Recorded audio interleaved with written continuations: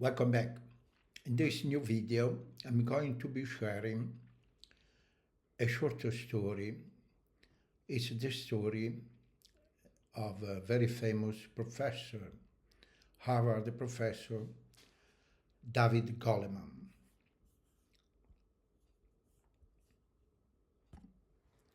And the main reason why I want to share this story with you is because I want to focus in another video on emotional intelligence.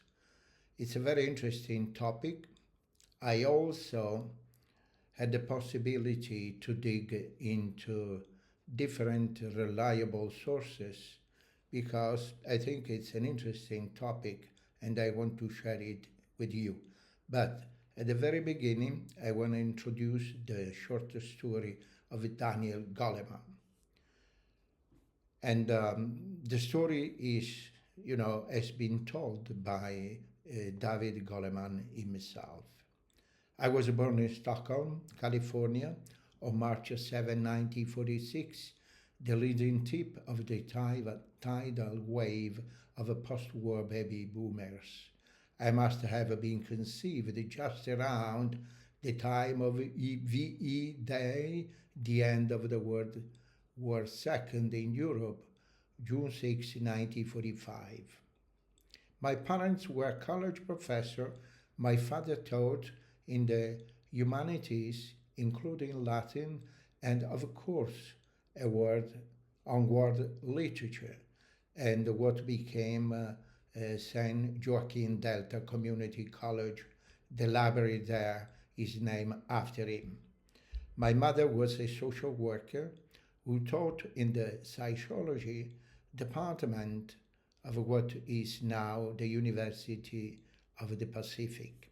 Perhaps because I was president of my high school, I received a scholarship for leadership from the Alfredo P. Sloan Foundation to attend Amherst College, a place I had never seen in faraway New England, in part due to culture shock and taking advantage of the then new Amherst Independent Scholar Program. I transferred to the University of California at Berkeley for my junior year, and part of my senior year returning to Amherst to graduate. At Berkeley, where I was an anthropology major, I was lucky enough to have several remarkable professors, including a graduate seminar with the brilliant sociologist Evan Goffman on ritual of social interaction. When I returned to Amsterdam, I wrote my honors paper on mental health in historical, anthropological, and social perspective, graduating magna cum laude, a miracle given by my disastrous academic performance there my freshman year. The Ford Foundation was generous enough to give me a scholarship to Harvard, where I enrolled in the program in clinical psychology in what was then the Department of Social Relations. I was drawn to the idea of studying the human mind from an interdisciplinary perspective. The department included anthropology, sociology, together with psychology. My main mentor there was David C. McClellan, best known for his theory of the drive to achieve. Just at this time, McClellan was developing a championing method for assessing the competency that distinguished star performer from average, a body of research I was to return to later in my career. With McClellan's help and a Harvard predoctoral traveling fellowship, I was able to study in India, where my focus was on the ancient system of psychology and accompanying meditation practices of Asian religion. I had been a meditator since my junior year in Berkeley and was intrigued by finding theory of the mind and its development that were still in active use after 2000 years or more, and which had never been mentioned in any psychology course I had taken. When I returned to Harvard, my doctoral research was on meditation and intervention in stress arousal. I then received a postdoctoral grant from the Social Science Research Council to return to Asia and continue my studies of these ancient psychologies, spending time both in India and Sri Lanka. I wrote what became my first book, now called The Meditative Mind, summarizing my research on meditation. I returned to Harvard as a visiting lecturer, teaching a course on the psychology of consciousness, a topic of intense interest back then in the 1970s, because it was so heavily enrolled.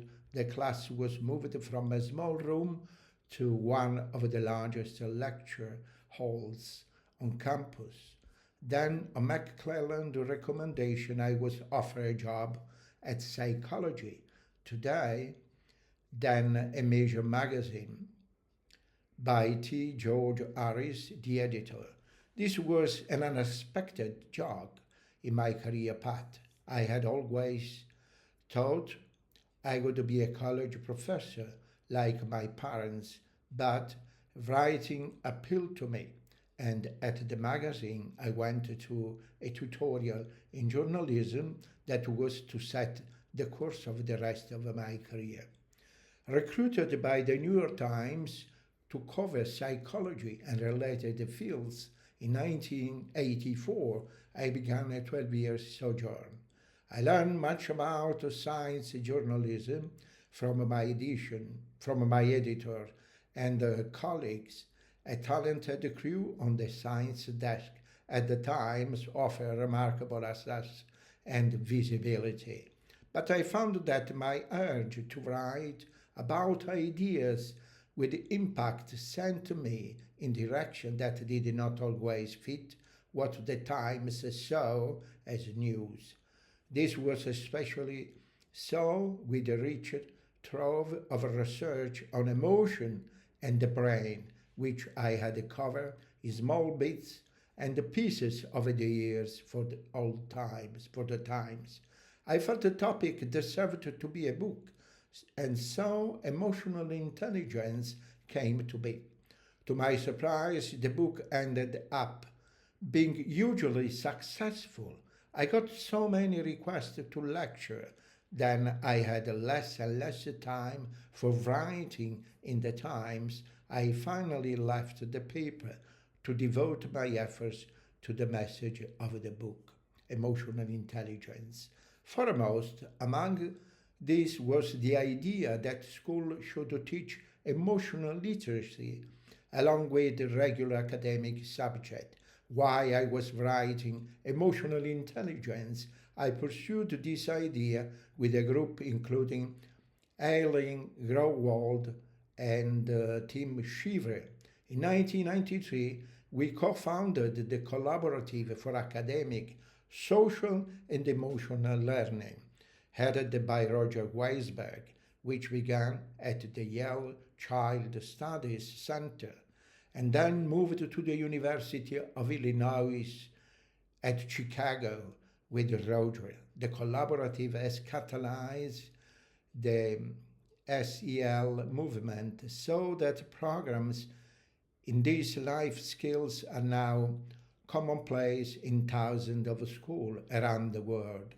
Just as important, careful research evaluation are showing that CEL not only improves children's social and emotional abilities, but also lowers risk like violence, substance abuse, and unwanted teen pregnancies. while making kids better behave and more positive about learning. Most impressively, academic achievement scores improved by an average of 12 to 15%. To my surprise, there was also great interest in emotional intelligence among the business community. This prompted me to write Working with Emotional Intelligence, and that was published in 1998. And I went back to the research tradition spawned by David McClelland, which by then had become commonplace in most large organizations. This allowed me to survey studies of the competencies that distinguish outstanding performers done independently in a large range of organizations, from PepsiCo to the United States federal government. This work in turn led me writing an article in the Harvard Business Review called What Makes a Leader. The article became the review's most requested reprint, to the point a gauge of the enthusiasm for the concept among those in the organizational world. I will cover this topic in my next video because it's extremely interesting and I want to share with you. Okay, my immersion in research on work performance led me to realize that all too often the quality of the data on which business people base decisions left much to be desired. At about this time, I co-founded the Consortium for Research on Emotional Intelligence in an organization which I direct with Carrie Chernis of the graduate program in applied and professional psychology at Rutgers. The consortium has a parallel mission to the CEL collaborative, catalyzing research on the contribution of emotional intelligence abilities to workplace effectiveness. I found the role of emotional intelligence in leadership particularly compelling, with Richard Boyd's, who had been a fellow graduate student with McClelland and now teaches in the business school at Case Western, and his former student Annie McKee, who heads the consulting firm Telios Institute. I wrote Primal Leadership, Learning to Lead with Emotional Intelligence. Since my long sojourn in Asia as a grad student, I have been an on and off meditator to my friend Adam Engel and Francisco Varela, who had founded the Mind and Life Institute to foster dialogue between the Dalai Lama and scientists in 1990s. I organized a round on the topic of health and emotion, which became the edited book Healthy Emotion. A decade later, I organized a second dialogue on the question of what makes an emotion destructive, which I narrated in the book Destructive Emotion, and continue to write in the home where my wife Tara Bennett Goleman and I live in New York. My two sons from an early marriage both are nearby, as are my grandchildren. While a bio like this focus on one's public life, I found that over the years my private life has grown increasingly important to me, particularly as the years allow me to spend less time running around and more time just being. I find more and more that what satisfies me has little to do with how well one or another book does, though the good works I participate in continue to matter much. My wife and I often workshop together, and we try to spend a good deal of our free time in meditation, retreats, or traveling together to places we enjoy that nourish this side of our lives, life's simple pleasure, a walk on the beach, playing with the grandchildren, a good conversation with the friends have more appeal to me than professional honors or ambitions. And this is a short story that has been told by David Goleman himself. I want to share with you. And the main reason, as I said before, is that I want to cover the topic emotional intelligence and to share a video with you. Thank you so much for watching. Bye bye.